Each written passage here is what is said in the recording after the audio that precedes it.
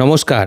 ছেলে পড়াশোনা করছে না বা পড়াশোনায় মনোযোগ আসছে না, বা ধরুন স্টুডেন্ট যারা, তাদের কোনো রকমভাবেই পড়াতে মন বসছে না বা আশাতীত রেজাল্ট হচ্ছে না, সেক্ষেত্রে কিন্তু শুধুমাত্র বুধ গ্রহকে দোষী সাব্যস্ত করলেই হয় না। জন্মছকে তো অবশ্যই ক্লিয়ারলি বোঝা যায়, তবে কয়েকটা জিনিস আপনাদেরকে বলে রাখি। কিছু কিছু জিনিস করলে আপনারা খুবই উপকার পাবেন। বইয়ের মধ্যে ময়ূরের পালক রাখলেও অনেক সময় উপকার আসে। নাম্বার 2 হচ্ছে গ্রিন কালারটা একটু বেশি করে ইউজ করতে হবে। নাম্বার 3 হচ্ছে সবসময় যে খাবারগুলো আপনারা খান বা যারা স্টুডেন্ট আছে, ঝাল, টক এই সমস্ত খাবারগুলোকে একটু অ্যাভয়েড করতে হবে। হালকা মিষ্টি, ঠান্ডা খাবার এগুলো খেতে হবে।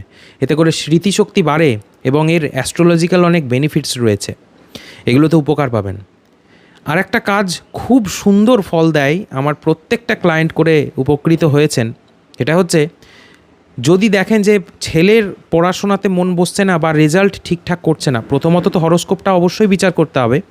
দ্বিতীয়ত, একটা সবুজ রঙের জলের বোতল নেবেন, সেখানে রাত্রিবেলা ছেলে যখন ঘুমাতে যাবে তখন তার মাথার গোড়ায় এক বোতল জল তাকে দিয়ে ভরা করিয়ে রেখে দিতে বলবেন। সকালবেলায় একদম প্রাতকালে সূর্য ওঠার আগে যদি সেই জলটি ঘুম থেকে উঠে যে কোনো গাছের গোড়ায় বা তুলসী গাছের গোড়ায় যদি ঢেলে দিতে পারে এবং এই কাজটা যদি টানা করে যায়, তাহলে মানে চট করে স্মৃতিশক্তি তো বাড়বেই এবং ওদের পরীক্ষাতেও ভালো রেজাল্ট হবে।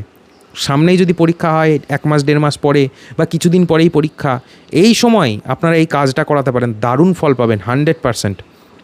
আকস্মিকভাবে পড়াশোনাতে মন বসবে এবং রেজাল্টটা খুব ভালো করবে।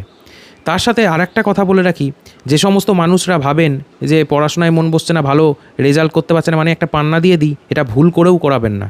কারণ যদি আপনার লগ্নের বিপরীত তত্ত্ব হয় বুধ, তাহলে সেক্ষেত্রে ডাইরেক্ট পান্না দেওয়া যায় না, সেক্ষেত্রে আলাদা রেমিডি রয়েছে। তাই ভুলভাল পাথর ভুল করেও ধারণ করাবেন না, সঠিকভাবে জন্মছকটাকে বিচার করাবেন। রাধে রাধে।